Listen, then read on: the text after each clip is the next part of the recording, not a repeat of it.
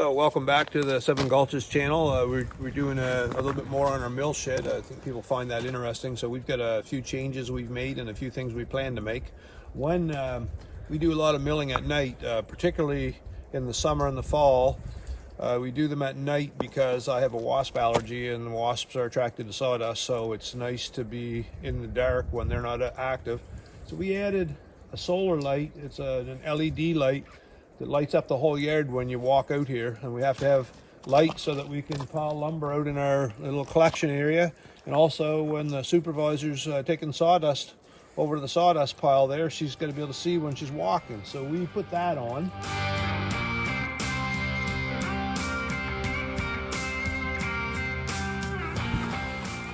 Another thing we did, the mill took a big hit when we had one of those windstorms. There was a tree that I thought was clear of it, but it actually blew down and was in striking distance, and it kind of made a little bit of a sag on our beam on that side. So we reinforced that beam.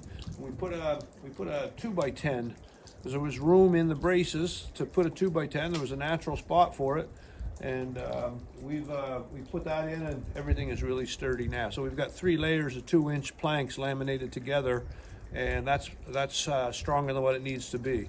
Just give a for instance on how strong the roof is. If you take a look at that big stump back there that I've dug up, there was a huge fir tree right here. I didn't think it was close enough to reach that shed when I built the shed. However, we had a big winter windstorm here one day where trees were down in the woods everywhere, and I came down to get my tractor and snowplow. Lo and behold, there was a tree leaning up against the building, and you can see the dents in the roof where the big branches were hanging on the roof, and the tree it looked pretty scary when I walked in, but then I realized that I could lift it off after I cut it off, and I brought the tractor in and lifted it off. But the building withstood all of that. Seemed to make a little sag on the low side. That's why we reinforced the low side, but there's no sag there now, and that would have been a tremendous blow during that big windstorm. It was like a hurricane here, but never really hit in other places, so nobody talked about it because rural Nova Scotia doesn't get talked about in the news. But that windstorm was of hurricane force winds, and that tree was a very large tree, and the building withstood the force of that blow and the wind at the same time.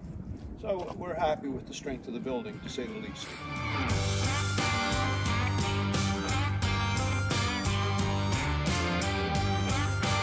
So if you see, right now is a perfect time to talk about this. One of the problems we've had, we put a roof on this for 2 reasons. One, on rainy days I like to be able to work, and I can't do my regular logging operations on rainy days, so we put a roof on this to enable us to work in the wet. However, we have a situation where when the water comes off the roof, hits that cement floor and collects there. So we've had a little problem. We've got a cure for it. We're going to take and put a drain pipe from this end out to shoot the water out to the back end of the mill and off into that ditch over there. So we're that's going to happen in the spring. That's not going to happen now unless I get really ambitious and climate change really happens quickly. But if you can see the water on the floor of the mill, and when it freezes it makes ice, so on cold days I can't work on that. But we want to be able to work whenever we need to mill something or whenever we have the urge to mill something.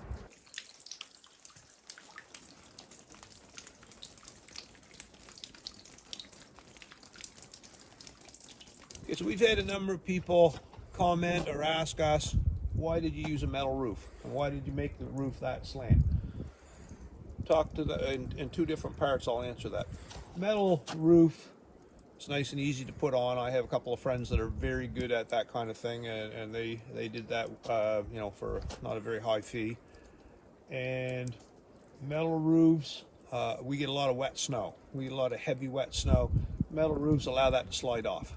So every time there's a heavy wet snow, the snow will slide off. I have a roof rake that I can take it off if I feel that it gets too heavy and it might collapse the building.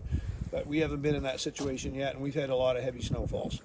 So that's why I used a metal roof. It allows the snow to come off, and it's not very hard to put on. It's not particularly expensive either.